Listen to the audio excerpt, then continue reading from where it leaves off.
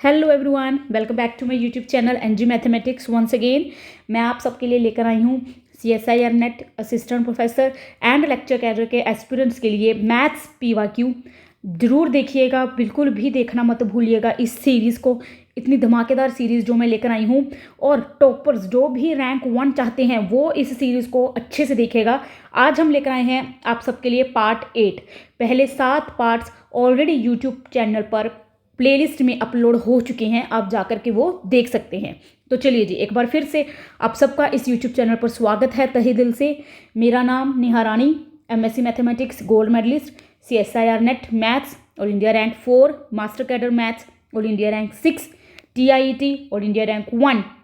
और इसके अलावा मैंने कई PhD एंट्रेंस एग्जाम्स क्वालिफाई किए हैं, जैसे कि CUCT मैंने क्वालिफाई किया है, central university common entrance test SCT 5, and I have more than 8 years of teaching mathematics. जी, तो मैं लेकर आई हूँ आप सबके लिए PYQs की series, detailed solutions, concept clarity, shortcuts, tips, tricks and notes के साथ। और हम लेकर आए हैं सबसे पहले लीनियर अलजब्रा की सीरीज़ आप सबके लिए। तो बिल्कुल भी देखना मत भूलिएगा इस सीरीज़ को, बहुत सा प्यार दीजिएगा इस वीडियो को, इस सीरीज़ को। लाइक, शेयर, कमेंट, सब्सक्राइब करना बिल्कुल भी मत भूलिएगा। तो चलिए जी, आज के क्वेश्चन से स्टार्ट करते हैं।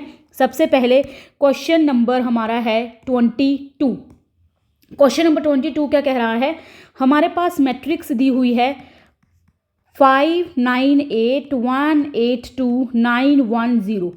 ठीक है जी, 3x3 की मैट्रिक्स है ये, 3 रोज 3 कॉलम्स, बिल्कुल अच्छे से जी समझ आ गया। और इसने क्या पूछा है अब जी? फर्स्ट ऑप्शन में कि A इन्वर्टिबल है, सेकेंड ऑप्शन में डिटर्मिनेंट ऑड है, थर्ड ऑप्शन में डिटर्मिनेंट डिविजिबल बाय 13 है, फोर्थ ऑप्शन में डिटर्मिनेंट के 2 प्राइम डिवाइजर्स हों कम से कम।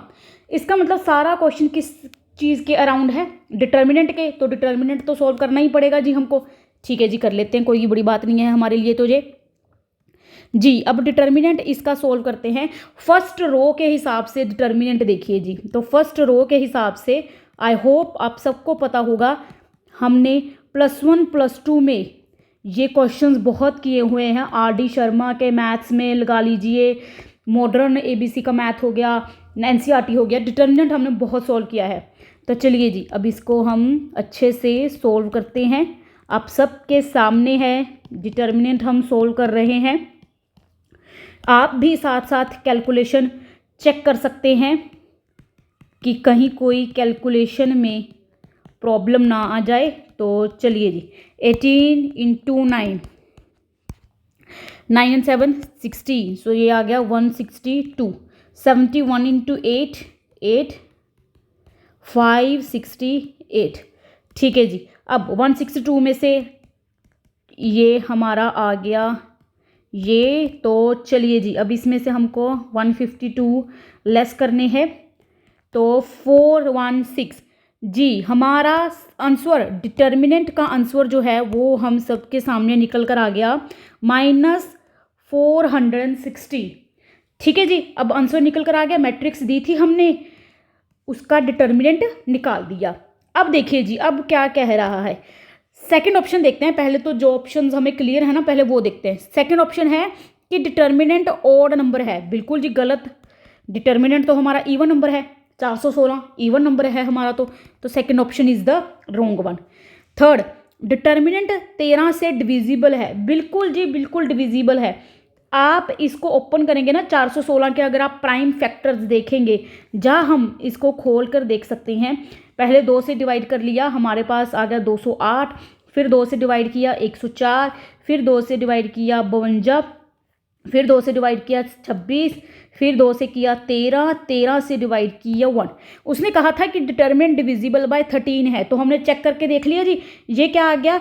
2 कितनी आ गई जी? 5 × 13। तो 13 से तो पक्का से डिविजिबल है, तो third option is the correct one. चौथा ऑप्शन क्या था? कि डिटर्मिनेंट के कम से कम 2 प्राइम फैक्टर, 2 प्राइम डिवाइजर्स हों। बिल्कुल है जी। एक तो 2 प्राइम फैक्टर दिख रहा है, एक 13 प्राइम फैक्टर दिख रहा है। तो बिल्कुल हैं जी, 2 प्राइम फैक्टर हैं, एक 2 है और एक 13 है। तो 3 ऑप्शन तो हमें पता लग गई क्लियरली कौन सी सही थी कौन सी गलत। अब देखिए जी, first option A is invertible, बिल्कुल है जी। डिटर्मिनेंट नॉन ज़ीरो निकल कर आया है, तो इन्वर्टिबल तो है, ये तो पक्का है। अब देखिए जी, अब आगे की कैलकुलेशन के लिए हम इसे पहले तो क्लीन कर लेते हैं ताकि आगे का हम देख सकें कि हमें क्या पूछा है। डिटर्मिनेंट निकल कर आ गया हमारा -416, ठीक है जी। तो चलिए इसको हम साफ कर दें। आई होप यहाँ तक की कैलकुलेशंस आप सबको क्लियर होंगी। अब देखिए जी, अब उसने कहा है कि आप इनवर्स निकालो जी, इनवर्स निकालो, उसकी एंट्रीज चेक करो कि इंटीजर एंट्रीज होंगी या क्या होंगी। अच्छे से ध्यान से देखो आप एक बात, अगर मैं इस मैट्रिक्स की कैरेक्टरिस्टिक इक्वेशन निकालूं, वो आपको पता है कि मोनिक पोलिनोमियल निकल कर आती है, मोनिक पोलिनोमियल। या फिर आप ये देख सकते हो कि अगर इसकी characteristic equation a0 plus a1x plus a2x² plus up to dash plus an x raise to power n निकल आई, या फिर अच्छा चलो ये भी छोड़ो, हम बहुत ही इजी ऑप्शन ट्राई करके देख लेते हैं। आप क्या करो, आप देखो इनवर्स क्या होता है, adjoint of A upon determinant of A. अब डिटर्मिनेंट क्या है, -416। आप एडजॉइंट निकाल के सोचो, आप कोफैक्टर मैट्रिक्स यहाँ पे रखो, उसका ट्रांसपोज एडजॉइंट आएगा। आप सोच के देखो, आप इसका कोफैक्टर मैट्रिक्स बनाओ, ट्रांसपोज लो, एडजॉइंट आएगा, डिवाइड बाय डिटर्मिनेंट करो, इसकी एंट्रीज इंटीजर एंट्रीज हो ही नहीं सकती, रैशनल एंट्रीज होंगी।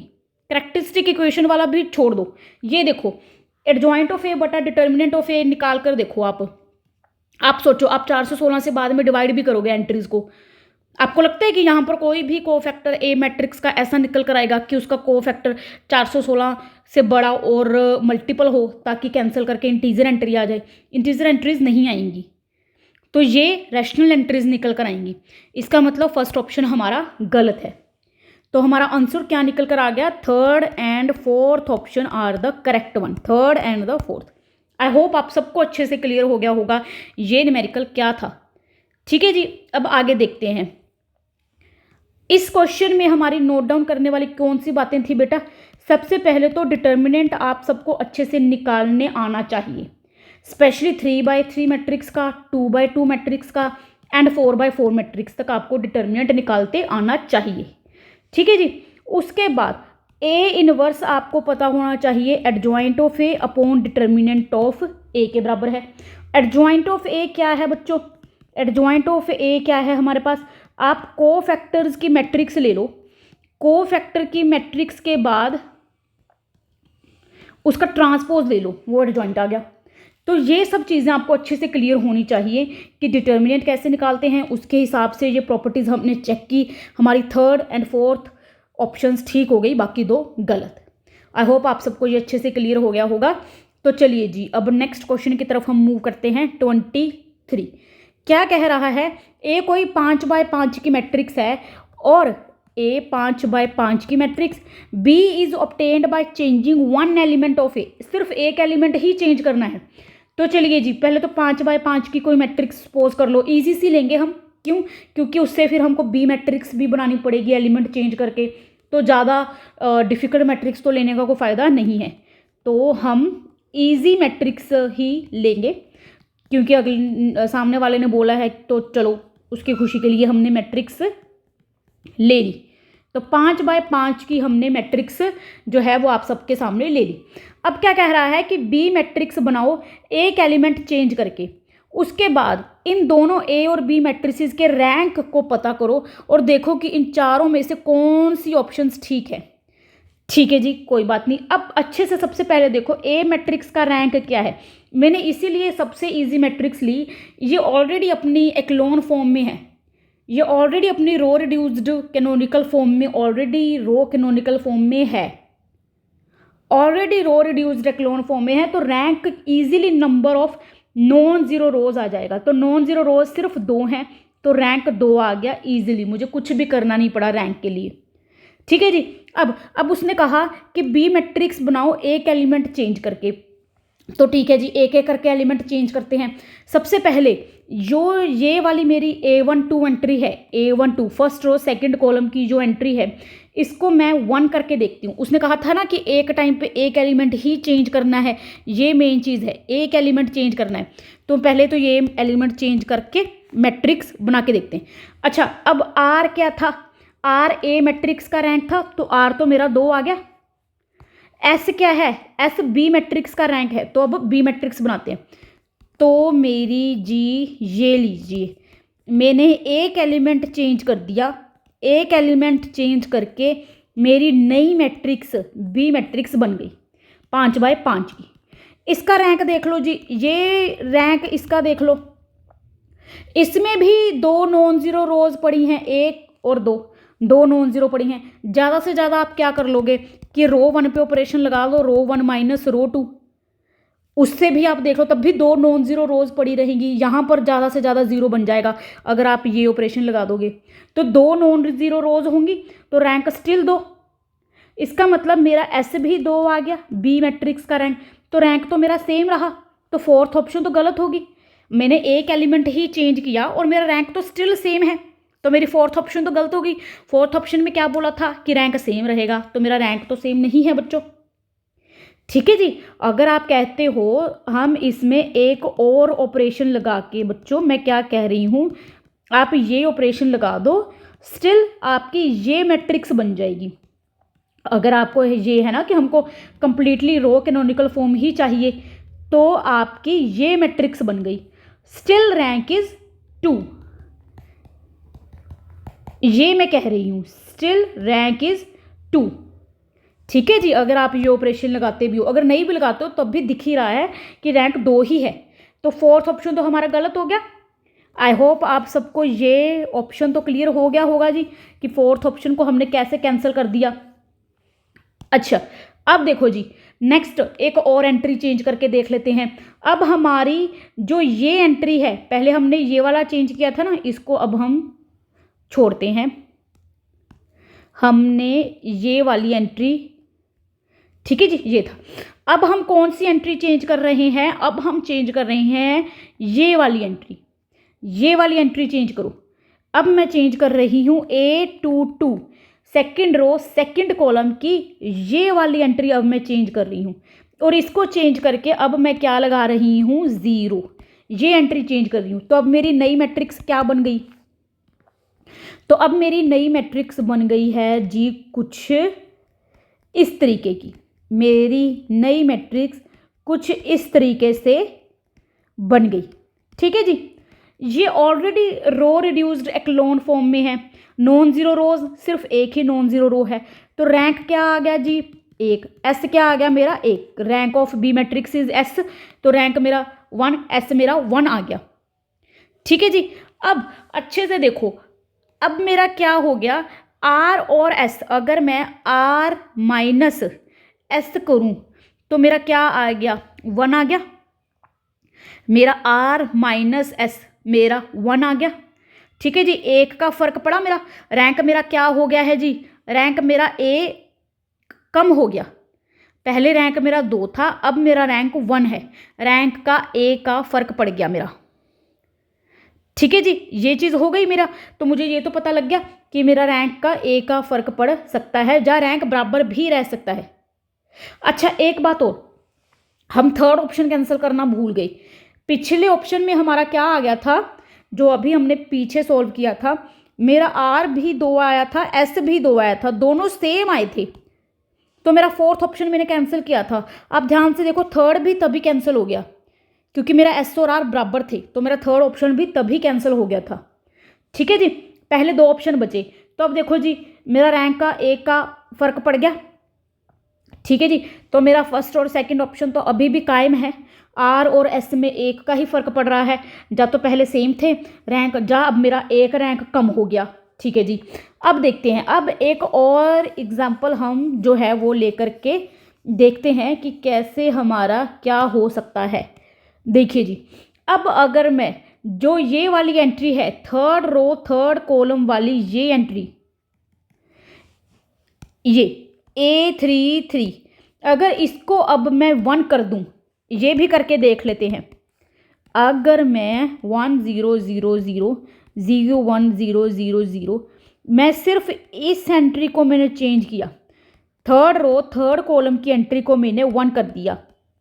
अब देखो जी, अब ये स्टिल मेरी क्या है, रो रिड्यूस्ड एक्लोन फॉर्म, और इसका rank number of non zero rows 3 आ गई। एस मेरा 3 आ गया, मेरा क्या हो गया, रैंक 1 इंक्रीज हो गया। आप देखो हमने अच्छे से 3 एग्जाम्पल्स ली, तो क्या हुआ मेरा, या तो मेरा रैंक सेम रहा S is equals to R, या मेरा क्या हुआ, रैंक जो था वो 1 कम हो गया था, मेरा आर 2 आया था, एस 1 आया था। इस एग्जाम्पल में मेरे एस और आर दोनों 2 थे। या मेरा क्या हो गया, मेरा रैंक 1 बढ़ गया। ठीक है जी, मेरा रैंक जो है वो 1 बढ़ गया। ये तीनों चीज़ें पॉसिबल हैं जी। जर्नल रिजल्ट या तो रैंक सेम रहेगा, या रैंक 1 कम हो जाएगा, या रैंक 1 बढ़ भी सकता है। तो 3 पॉसिबिलिटीज़ हैं। इसका मतलब मेरी फर्स्ट ऑप्शन भी बिल्कुल ठीक है, सेकंड ऑप्शन भी बिल्कुल ठीक है। एक रैंक का फर्क पड़ सकता है, या तो सेम रहेंगे, या फिर 1 कम हो सकता है, या फिर 1 ज़्यादा हो सकता है। ठीक है जी, तो इसका मतलब मेरा फर्स्ट ऑप्शन और सेकंड ऑप्शन बिल्कुल ठीक है। First and second option is the answer. I hope आप सबको अच्छे से क्लियर हो गया होगा। कुछ भी डाउट हो आप मुझे कमेंट करके पूछ सकते हैं। तो चलिए जी, अब इसमें देखते हैं नोट डाउन करने वाली क्या बात थी, कि अगर आपको कोई भी स्क्वायर मैट्रिक्स दी है और आप एक बी स्क्वायर मैट्रिक्स बना रहे हैं 1 एलिमेंट चेंज करके, एक एलिमेंट हमने चेंज किया है, ओनली 1 एलिमेंट, तो रैंक में क्या फ़र्क पड़ सकता है। अगर इस मैट्रिक्स का रैंक आर है, इसका एस है, तो या तो दोनों बराबर भी रह सकते हैं, या रैंक 1 कम भी हो सकता है, या रैंक 1 बढ़ भी सकता है। इसलिए हमारे पास ये दोनों चीज़ें सही हैं। वो आप देख सकते हैं कि कौन सा रैंक बड़ा है, एस बड़ा है या आर बड़ा है, तो उस हिसाब से S minus R, R minus S दोनों हम लिख सकते हैं। दोनों ऑप्शंस ठीक है, क्योंकि हमें पता नहीं इन जनरल कि एस 3 है आर 2 है, या आर 3 है एस 2 है, तो वो छोटे बड़े का हमको नहीं पता, इसीलिए दोनों ऑप्शंस ठीक है। ठीक है जी, तो 3 पॉसिबिलिटीज़ हैं, या तो रैंक सेम रहेगा, या 1 कम होगा, या 1 ज़्यादा होगा। तो रैंक में मैक्सिमम 1 रैंक का फ़र्क पड़ सकता है, सिर्फ 1 एलिमेंट चेंज करने से। स्क्वायर मैट्रिक्स हमने ली थी। ठीक है जी, आई होप आप सबको ये चीज़ें अच्छे से क्लियर हो गई होंगी। बिल्कुल भी प्रैक्टिस करना मत भूलिएगा, क्वेश्चंस को अटेम्प्ट करिए, अच्छे से समझिए। थैंक यू सो मच मेरे साथ इस यूट्यूब चैनल से जुड़ने के लिए। लाइक शेयर कमेंट करना बिल्कुल भी मत भूलिएगा। यूट्यूब चैनल को सब्सक्राइब कीजिएगा। Thank you so much.